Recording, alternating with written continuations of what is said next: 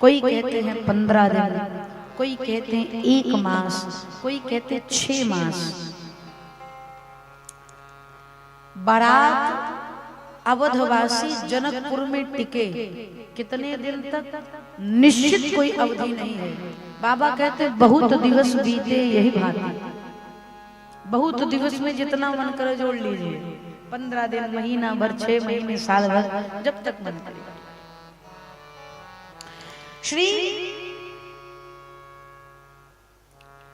दशरथ जी महाराज विवाह के बाद, विवाह पूर्ण हो गया, बाराती दुल्हा दुल्हन सब जनकपुर में टिके हैं। दशरथ जी सोच रहे हैं क्या करूं,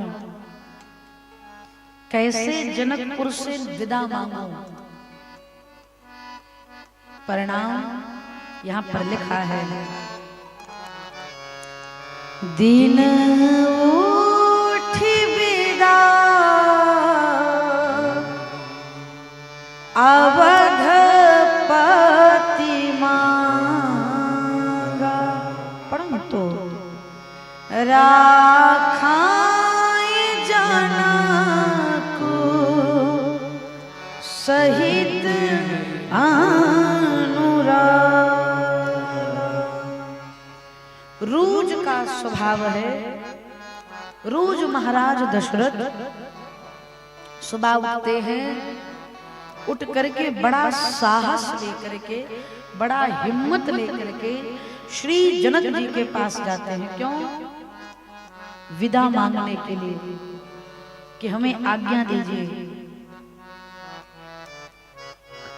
लेकिन जब जनक जी के पास दशरथ जी पहुंचते हैं ना विदा मांगने के लिए, तो श्री जनक जी का प्रेम देख करके दशरथ जी मौन ही रहते, बोल ही नहीं पाते कि विदा दीजिए। क्यों? दशरथ जी भली भांति जनक जी के प्रेम को समझते हैं।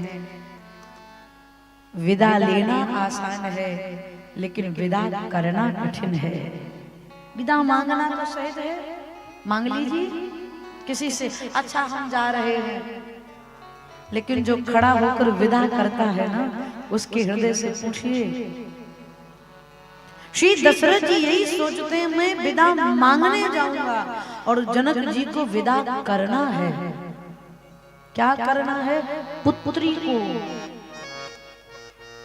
एक नहीं, एक ही साथ में 4 बेटियों की विदाई करना है। आसान है क्या?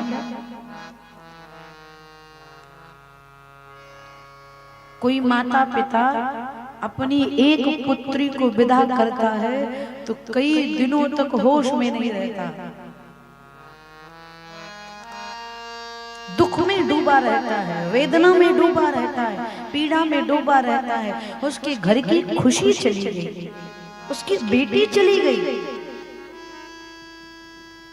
श्री जनक जी एक साथ 4 बेटियों की विदाई करने के लिए करना है। देखिए,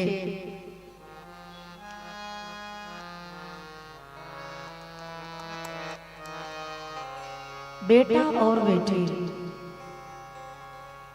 यद्यपि माता पिता के प्रेम में कोई अंतर नहीं होता बच्चों को लेकर के, लेकिन ये बात 100% सत्य है कि पुत्र जो होता है वो मां के प्रति ज्यादा झुकता है, लेकिन बेटियां सदैव पिता के पक्ष में रहती हैं। बेटा मां के पक्ष वाला है, लेकिन बेटियां सदैव, क्या विवाह के पहले क्या विवाह के बाद, सदैव पिता के पक्ष में रहते हैं। आप देखो, जब भी माता पिता में तकरार होता है ना, तो बेटियां सबसे पहले अपनी माँ को चुप रहिए, पापा को परेशान न करिए, पहला काम। वो सदैव पिता के पक्ष में रहती है। और ये भी सत्य है कि पिता भी सदैव अपनी बेटी के ही पक्ष में ज्यादा रहता है, बेटे से ज्यादा। क्यों पिता जानता है बेटे का क्या है।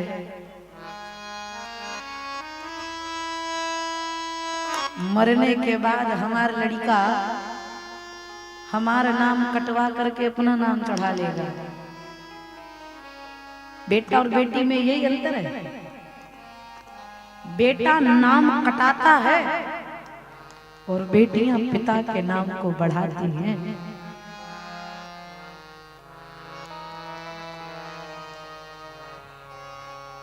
बेटी समय रहते पिता को अपने भार कार्य से मुक्त कर देती है।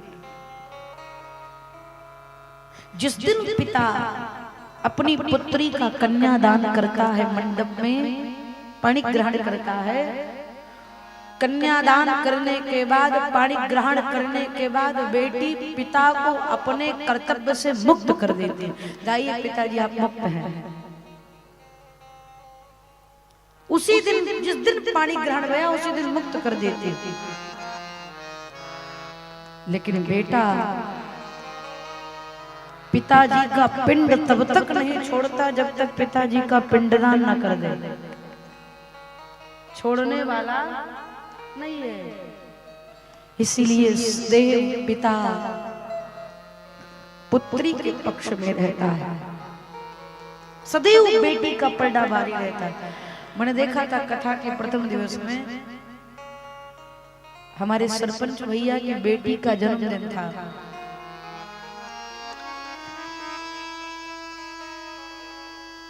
भैया को मैंने पट्टा पहनाया।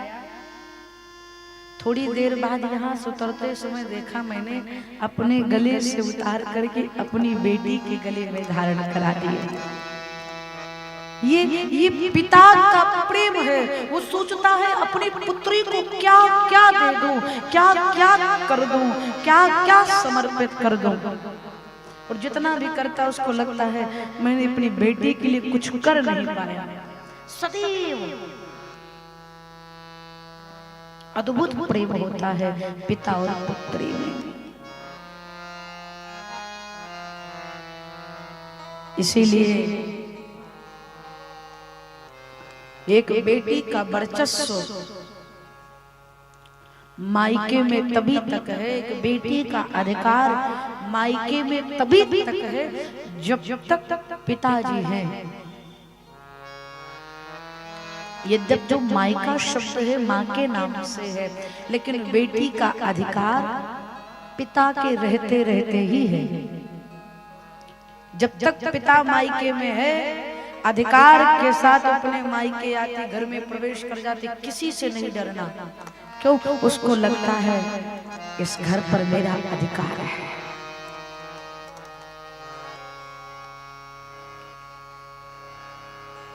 लेकिन अगर ससुराल में रह रही बेटी को पता चल जाए कि अब तुम्हारे पिताजी नहीं रहे, तब वो बिलखते हुए रोते हुए चकार करते हुए जाती है और घर के दहलीज पर पछाड़ खाकर गिर जाती है और बार बार उस आंगन को देखती है और यही सोचती है जिस आंगन में मेरा पूरा बचपन बीता है वो आंगन आज मेरे लिए पराया हो गया। अब इस आंगन पर मेरा कोई अधिकार नहीं है। बेटियां मायके से उस दिन पराई नहीं होती भैया जिस दिन उसकी डोली उठती है। बेटियां मायके से उस दिन पराई हो जाती हैं जिस दिन उसके पिता की अर्थी निकलती है। पूरा अधिकार समाप्त हो जाता है।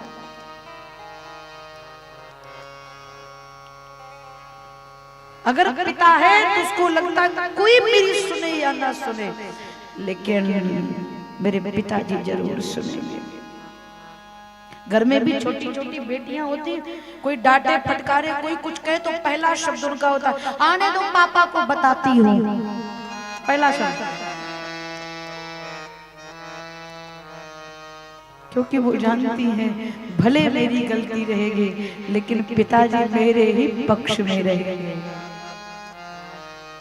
इतना प्रेम।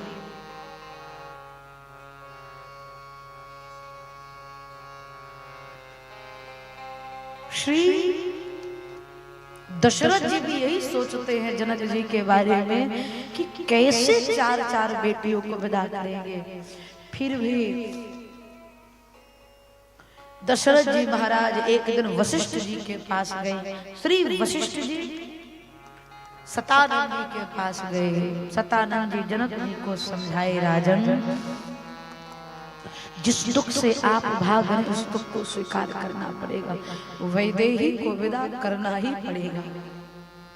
जनक जी कहते हैं, गुरुदेव विधाता ने बेटी बनाया बहुत अच्छा किया, लेकिन पराया धन बना दिया, ये गलत किया।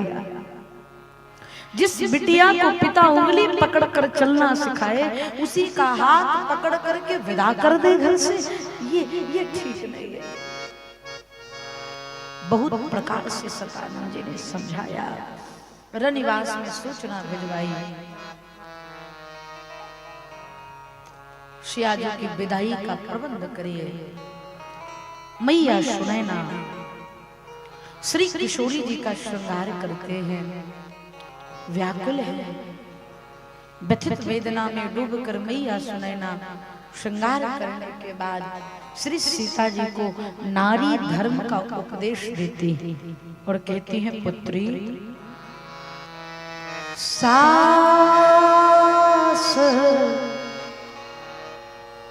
ससुर गुरु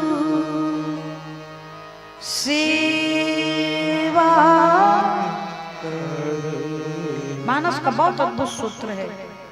किशोरी जी मैया सुनैना से कहते हैं, माँ जीवन भर पति के हृदय पर राज करूं, उसका कोई सूत्र बता दो। रघुनाथ जी का प्रेम मुझे सर्वकाल मिलता रहे, इसका कोई मार्ग बता दो। मैया सुनैना कहती एक ही है, अगर स्त्री पत्नी अपने पति के जीवन में प्रेम पाना चाहती है तो केवल एक ही उपाय है, सास ससुर गुरु सेवा। अपने सास ससुर की खूब सेवा करना, श्रेष्ठ जनों का आदर करना। और सीता मेरे राम ये बड़े संकोची है, वो कभी तुमसे कुछ कहेंगे नहीं पुत्री, इसलिए पति रुख लखिया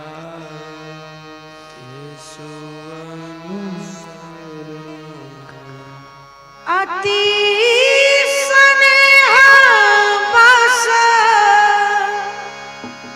सखी नारी धर्म सिख वही मृदु बहुरी बहुरी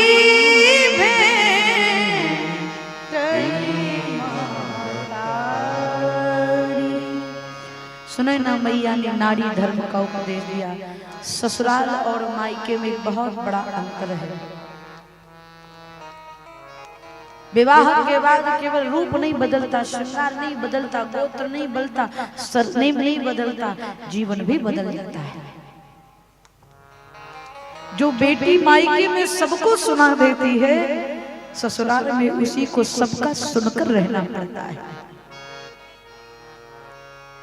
और आपको निवेदन कर दे, जिसको सहना नहीं आया उसको ससुराल में रहना नहीं आया।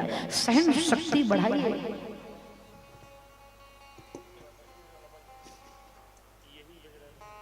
बहुरी बहुरी भेंट ये महत्हारी।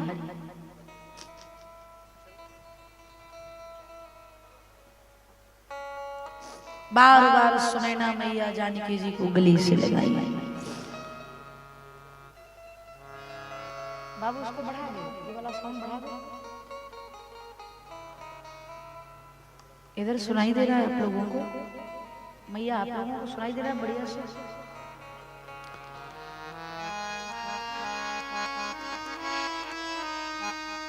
बरसात शुरू हो गई, हवा है थोड़ा थोड़ा।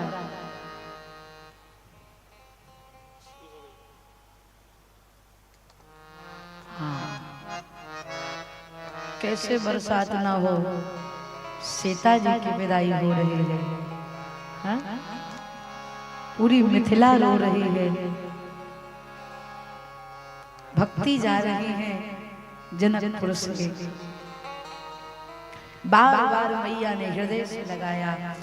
अब चलने का जब समय आया ना, विदाई का, जनक जी श्री सीता जी के पास नहीं जा रहे।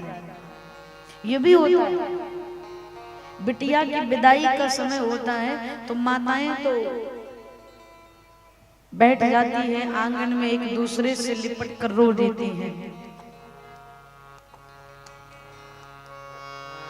लेकिन पुरुष पिता जब बेटी की विदाई का समय होता है तो सोचता है मैं कितना दूर खड़ा हो जाऊं कि मेरी बेटी की रोने की आवाज मेरे कानों तक न जाए। वो बर्दाश्त नहीं कर पाता, इसलिए उस समय बिटिया के आसपास नहीं होता। देखूंगा कैसे अपने हृदय के टुकड़े को विदा होते, देखूंगा कैसे।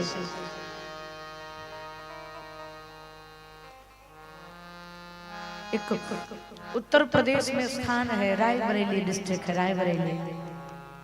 वहां पर मेरी लगभग 4 से 5 वर्ष पहले, लगभग 3 से 4 साल लगातार कथा हुई।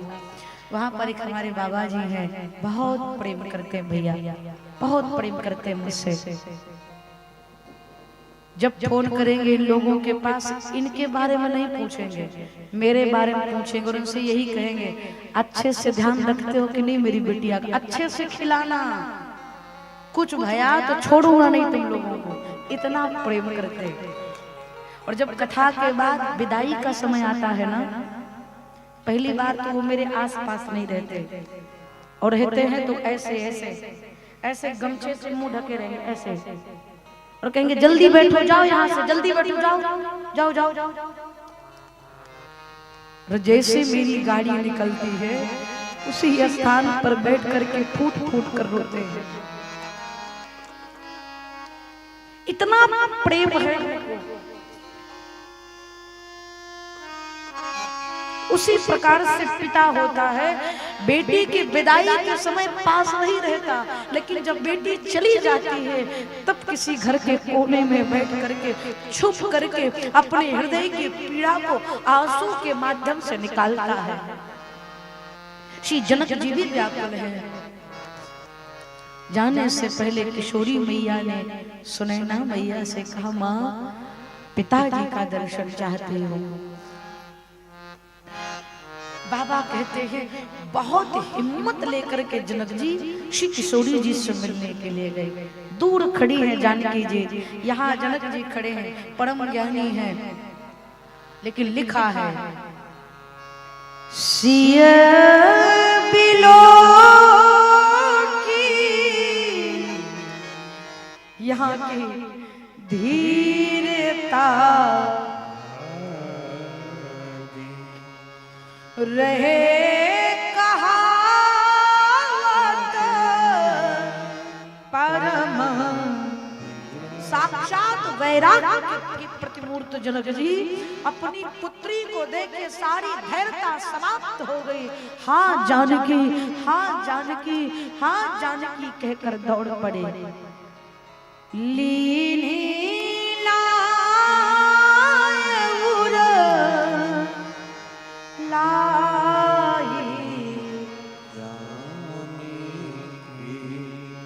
मिट्टी महामर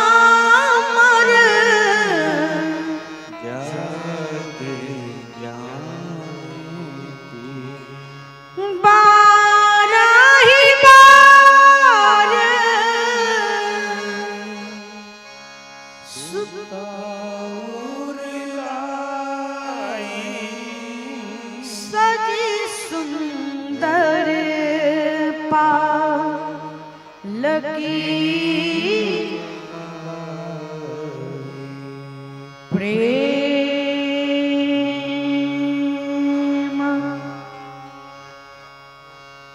विवश परिवार सब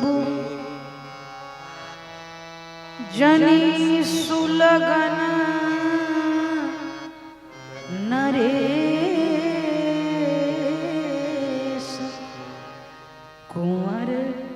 चढ़ाई पालकी सुमिरे सीध गर